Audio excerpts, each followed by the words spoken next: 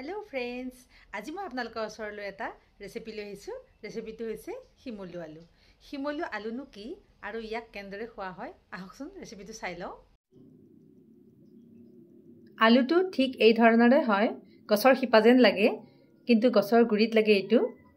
আৰু গছজোপা দেখিবলৈ খাইলাখ শিমলু গছৰ নিচিনাই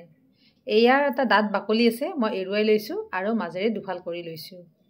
এতিয়া এইখিনি মই সিজিবলৈ দিম 2-3 ধৰণে খোৱা যায় শিমলু আলু কেঁচাই খালেও বেয়া নালাগে তৰকাৰী বনাই খোৱা যায় আৰু এদৰে খাব পাৰি এতিয়া মই এটা কেৰাহীত পানী দিছো